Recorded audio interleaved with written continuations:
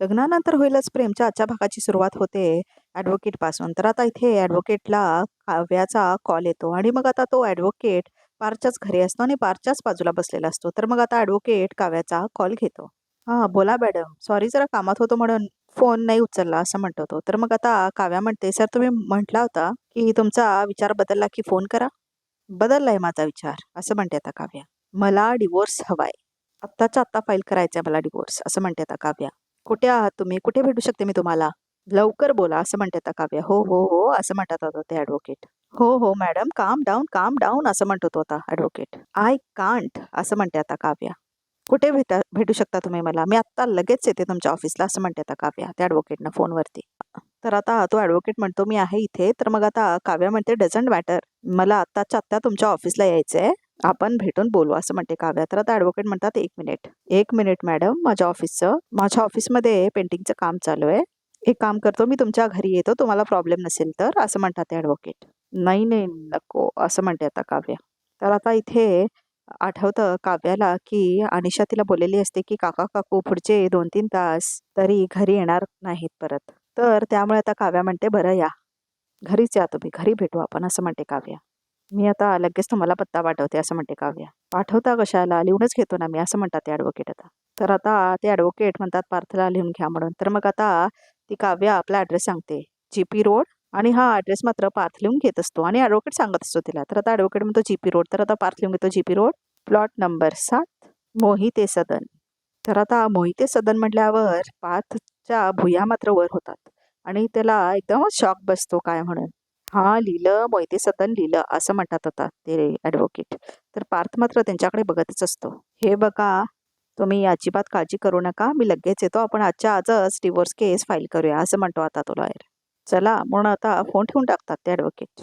काय म्हणायचंय की क्लायंट्सना मिस्टर पार्थ असं म्हणून हसतो आता तो ॲडव्होकेट. आणि पार्थ मात्र दुःखी हसतो आणि तिच्या डोळ्यातनं अश्रूसुद्धा येत असतात. कारण त्याला कळलेलं असतं ना की काव्यानेच केलेला असतो कॉल म्हणून त्यामुळे. "आता मगाशीच तुम्ही तुमच्या बायकोचं कौतुक करत होता ना? त्या IASची तयारी करतायत म्हणून," असं म्हणतो तो ॲडव्होकेट. ह्या बाई सुद्धा करतायत, पण पास जर का झाल्या ना, तर बाकीच्यांचं घर नाही बघा," असं म्हणतो आता तो ॲडव्होकेट आणि हसतो.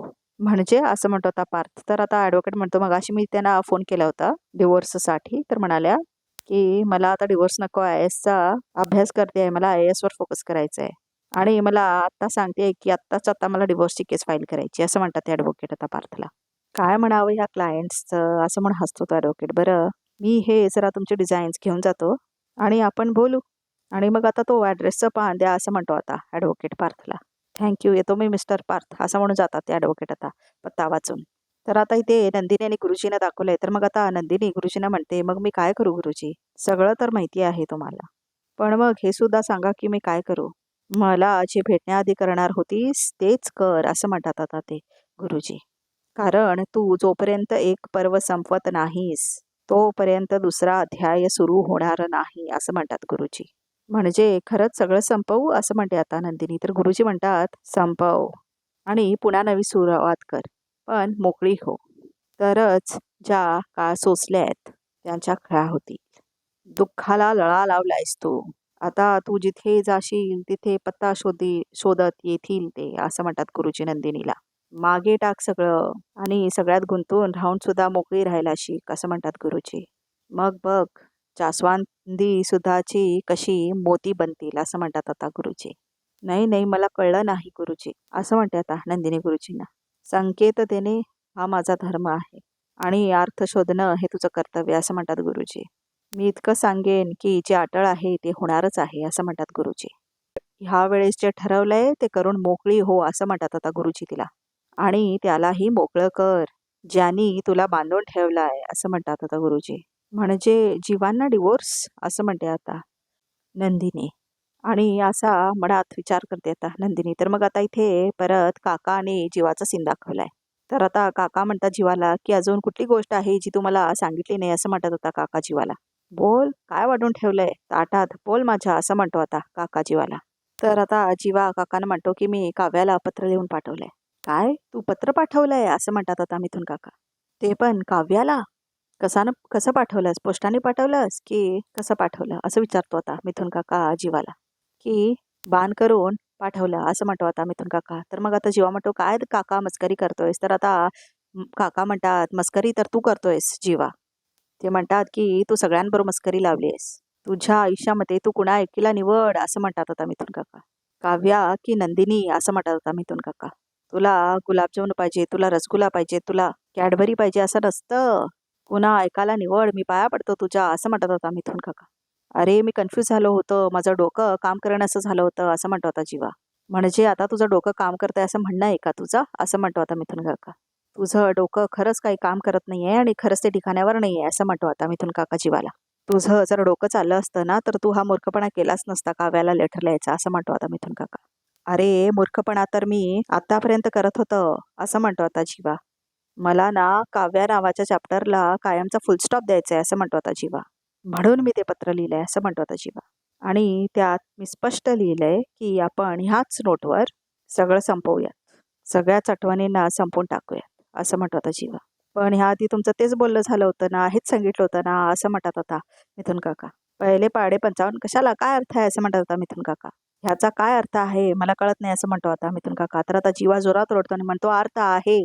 कारण मी जोपर्यंत मनातून काव्या नावाचं चॅप्टर काढून टाकत नाही ना, तोपर्यंत मी नंदिनीशी असाच वागत राहणार आहे." असं म्हणतो आता जीवा. "काव्याच्या आठवणींनी, तिच्या विचारांनी मी नंदिनीशी वाटेल तसं वागलोय." असं म्हणतो जीवा. "वाटेल ते बोललोय मी तिला. कसंही वागवलं मी त्याला आणि हा पुढे असा होऊ नये म्हणून मी तिला अपत्र लिहून टाकलंय." असं म्हणतो आता जीवा. "मनातलं सगळं लिहून टाकलंय पत्रात." असं म्हणतो आता जीवा. पण या मूर्ख जीवाला तर माहीतच नाही, की काव्याने ते फाडून टाकलंय लेटर म्हणून. प्रेक्षक हो. कारण बोललेल्या गोष्टी हवे विरून जातात. असं म्हणतो आता जीवा. "लिहिलेल्या शाश्वत राहतात." असं म्हणतो जीवा. "आणि त्यात मी लिहिलंय, ह्यानंतर आपला एकमेकांशी काही संबंध नसेल." असं म्हणतो आता जीवा. तर आता मिथुन काका म्हणतात, "अरे जीवा, तुला कसं कळत नाही? कसं सांगू तुला? जर तू नंदिनीला एक्सेप्ट करणार नाहीस तर काव्याला विसरून काय फायदा?" असं म्हणतो आता मिथुन काका. "अरे असा तू का वागतोयस डबल ढोलकीसारखा?" असं म्हणतात आता ते काका. "सांग ना." "अरे माझा जीवा असा नव्हता कधी. मी तुला लहानाचं मोठं व्हायचं बघितलंय. तू एवढा कन्फ्युज्ड नव्हतास. आता कुठला गुण कोणी तुझ्या डाउनलोड करून ठेवलाय सांग, कन्फ्युजनचा." असं म्हणतो आता मिथुन काका जीवाला. तर आता जीवा म्हणतो, "आतापर्यंत जे काही मागितलंय ते समोर येत गेलंय माझ्या. सगळं मिळत गेलंय. कधीही अशी वेळ आलीच नाही निवडायची." असं म्हणतो जीवा. "काव्याशी जर लग्न झालं असतं ना, सगळं सोपं होतं अरे." असं म्हणतो आता जीवा. "त्यात काव्या लग्न करून दुसरीकडे गेली असती ना, तरी ठीक होतं." असं म्हणतो आता जीवा. "नंदिनी माझ्या आयुष्यात आली आणि काव्या सतत समोर दिसतीये मला. मग नाही होणार का मी कन्फ्युज्ड?" असं म्हणतो जीवा. "काय करणार आहे मी? बरं काव्याने पार्थदादासोबतचं नातं अजूनही एक्सेप्ट केलेलं नाहीये." असं म्हणतो जीवा. "ते केलं असतं ना तरीही सोपं होत असतं." असं म्हणतो आता जीवा. तर आता मिथुन काका म्हणतात, "काय सोपं होतं? काय अवघड होतं? आणि सगळ्यांनी काय सोपं करून द्यायचं का? सगळं ताट आयतं ताटात द्यायचं का?" असं म्हणतो आता जीवा.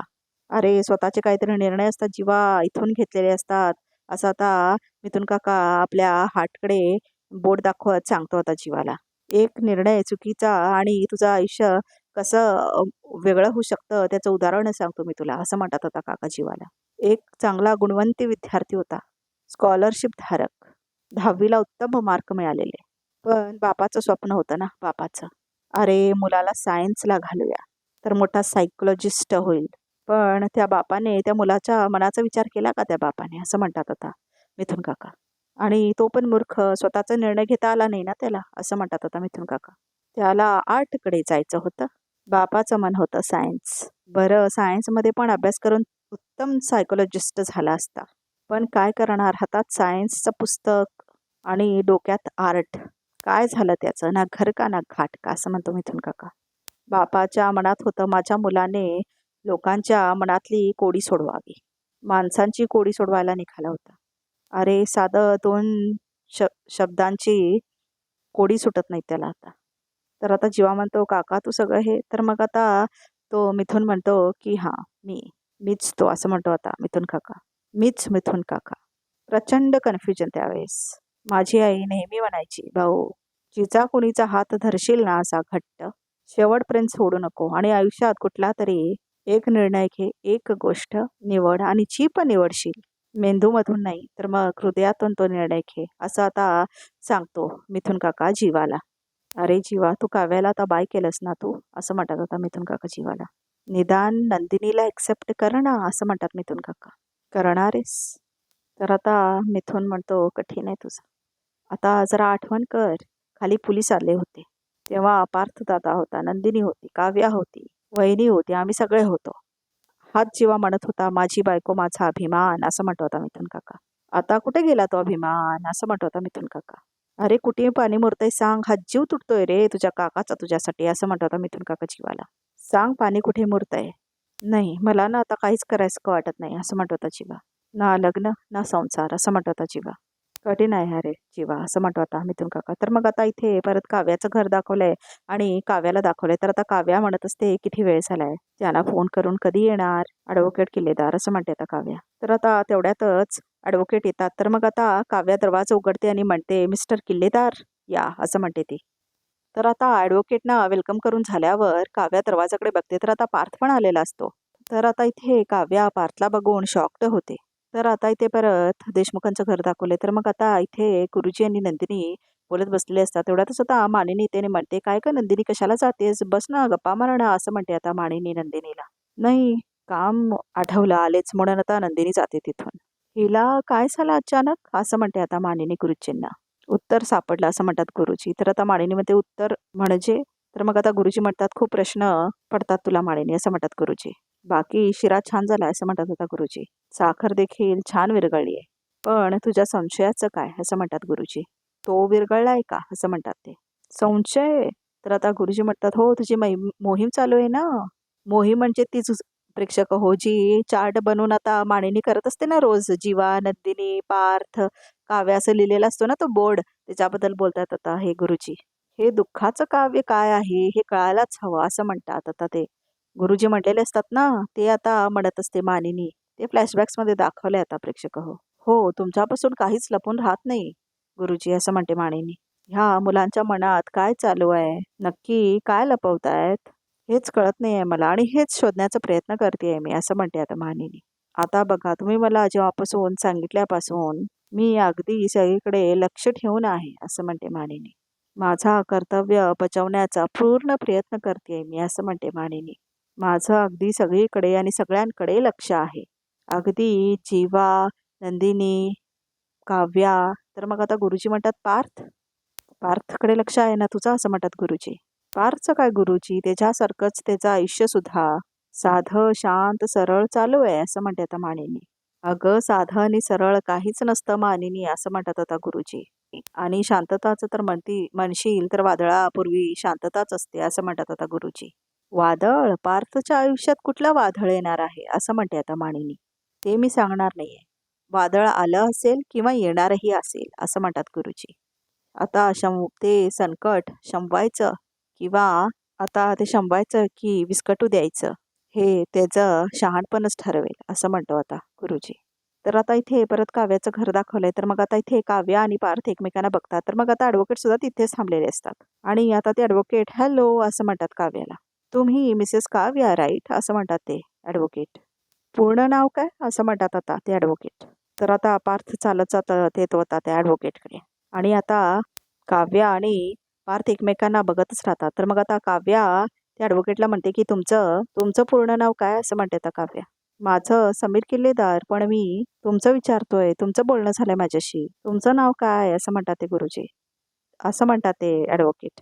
तर आता इथे काव्या आणि पार्थ एकमेकांना बघत असतात, त्यामुळे आता त्या ॲडव्होकेटला संशय तर आलेलाच असतो थोडा.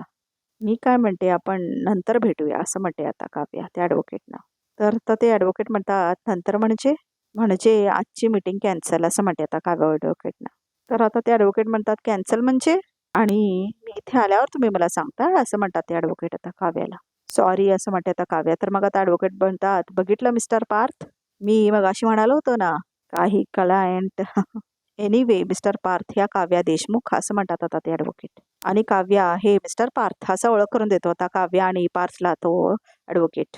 तर आता त्या ॲडव्होकेटना आठवतं की ॲडव्होकेट बोललेले असतात काव्याला, की तुम्ही तुमच्या मिस्टरांचं नाव मिस्टर देशमुख असं लिहिलंय, असं विचारलेला असतो तो ॲडव्होकेट आता काव्याला. अहो फर्स्ट नेम लिहिलंच नाहीये, असं म्हटलेला असतो तो ॲडव्होकेट.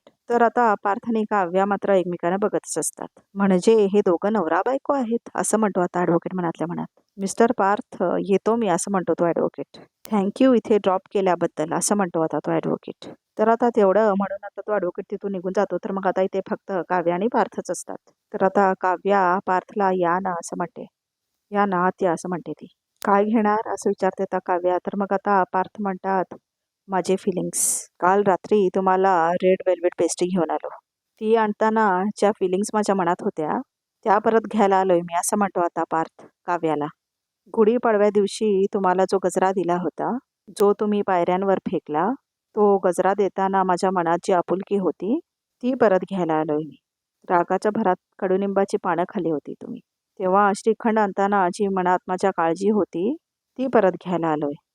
तुमच्यासोबत वडाच्या प्रदक्षिणा घालताना, नको असलेल्या लग्नात सप्तपदी घेताना जी वचनं मी तुम्हाला दिली होती, ती परत घ्यायला आलोय, असं म्हणतो आता पार्थ काव्याला. आणि काव्या मात्र त्याच्याकडे टकलावून बघत असते. जमेल तुम्हाला परत द्यायला असं म्हणतो आता पार्थ काव्याला.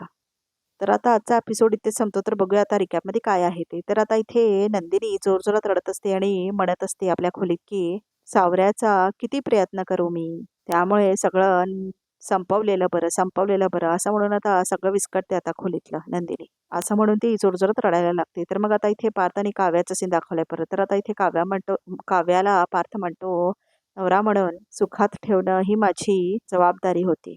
तुम्हाला त्रास होऊ नये म्हणून मी वाटेल ते करीन आणि तुम्हाला जर मीच त्रास वाटत असेल तर मी शब्द देतो की यापुढे तुम्हाला माझा आणि आपल्या लग्नाचा त्रास होणार नाही असं म्हणून आता पार्थ निघून जातो तिथून. तर आता रिकॅप सुद्धा इथेच संपतो.